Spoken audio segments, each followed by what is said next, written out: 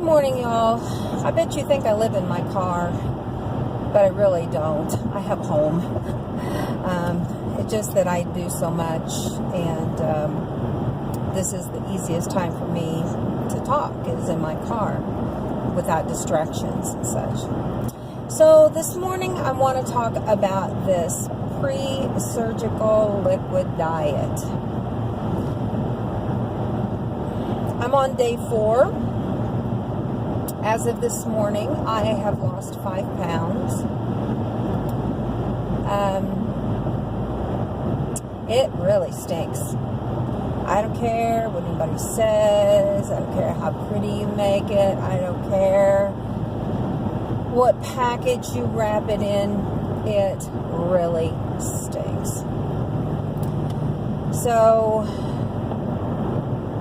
I'm having 5 shakes. 5 protein shakes a day, and like I said earlier on, I'm using the GNC Performix, I believe is the name of it, in the white container. So 5 shakes a day. I'm having 1 or 2 clear broth. I'm having 1 sugar-free Jello, and I'm having my pickle.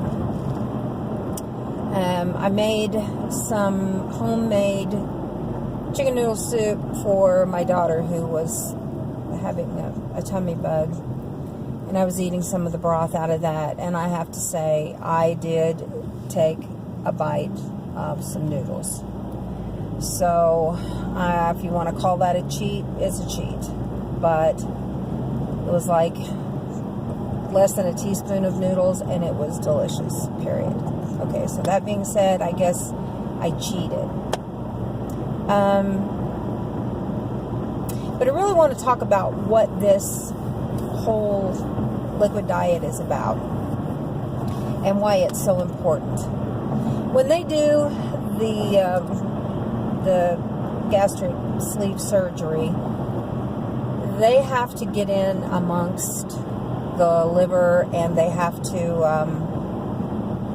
manipulate things out of the way, and they have to be able to see what they're doing. So this liquid diet causes a serious shrinking in the fat that's in your liver, and you really want that, because the liver is right in there where your stomach and your gallbladder and your pancreas and all of that stuff are all in there together. So you really, truly want your doctor to have the greatest visibility, the greatest access to your stomach, so that he can see and he can perform the surgery very good. So this process helps to shrink the liver so that he can handle his surgery a little bit better. That being said, it really is not a fun diet at all. Last night, I couldn't sleep because my stomach was just churning and churning and churning and churning and grumbling and churning and grumbling and churning. And even though I'm not really hungry, it's like my stomach's screaming at me saying, hey, remember me down here? But it's the first time I've ever been woke up from a sleep because I was hungry.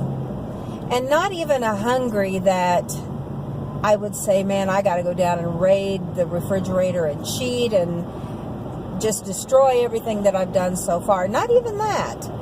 It's just a very uncomfortable, icky feeling. I only had the diarrhea one day, and I don't know whether that was the beginning of the detox process or whether I had a bug, but that was unpleasant, and that was on day 2. Yesterday, I felt kind of fluish. Today, I don't feel fluish, but I'm really tired because I didn't sleep well last night. So I'm just trying to find me a happy balance somewhere and say, okay, this is all right, and I'm ready to go, and so on and so forth. But as horrible as this thing is, it's very necessary to do it and do it correctly, and I'm doing my very best. But yeah, it's not fun. So I just wanted to talk about that. Today I'm on my way to my second nutrition appointment and my second doctor appointment. I guess my final doctor appointment before the surgery on February the 6th. And I'm really grateful for the nutritionist and learning some of the things that I have learned from her about why we end up like we are. And one of the biggest things that she says, and my surgeon as well, is that we don't need as much food as society tells us we do. They say, oh, don't go under 1,200 calories. Oh, don't go under 1,500 calories if you're a man. And that may be very well and true for people who are exercising and trying to build, excuse me, yes, and I've had the hiccups too, trying to build muscle and you know, do those kinds of things. That may be okay for them to eat that many calories, and yes, it's probably very necessary.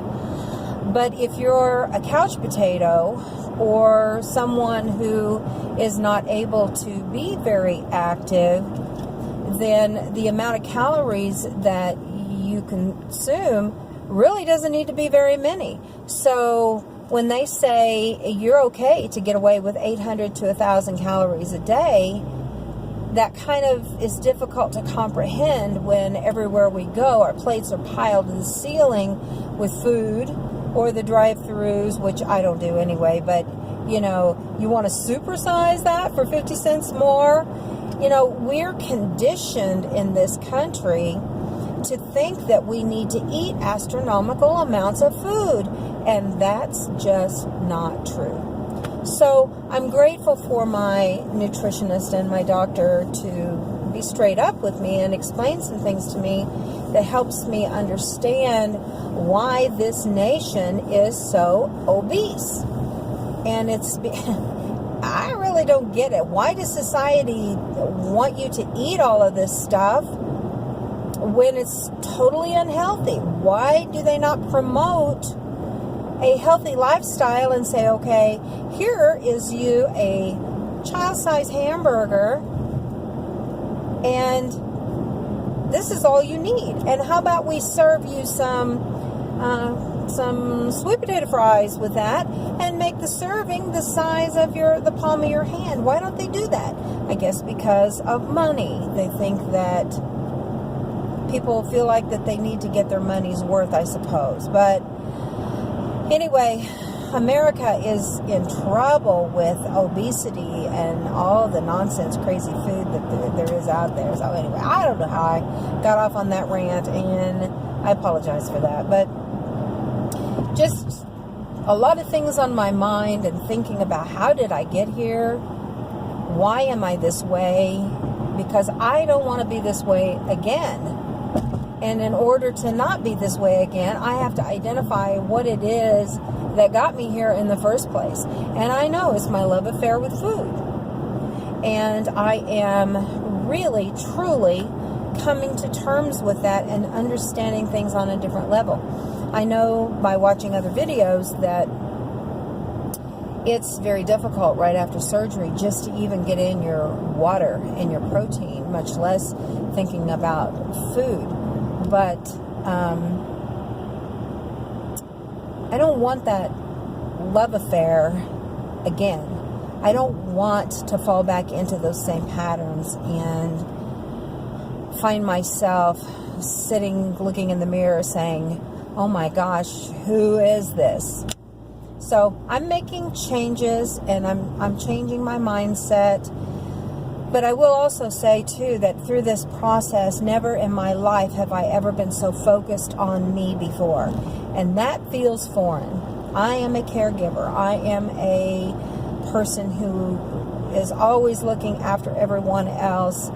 and taking care of the homeless and doing things that it's always about somebody else without giving serious consideration to myself. And it's very awkward for me to be sitting around constantly thinking about myself, my eating habits. What am I eating? What am I not supposed to be eating? How am I going to eat after this surgery? Am I drinking all of my shakes? Am I getting everything in? And it is, even before the surgery, it is very self-absorbing, and that feels very weird to me. And so I'm kind of dealing with that. Anyway, I'm almost to my doctor's appointment. I've probably just rambled, and I do that a lot because I just talk about what's on my head. And I appreciate you listening to me, and I hope that some of the things that I say maybe will help another person down the road. You guys certainly have helped me. Oh boy, have you helped me. So with that, I will say I'll talk to you later, and like and comment, and I will talk to you next time. Have a great day. Bye.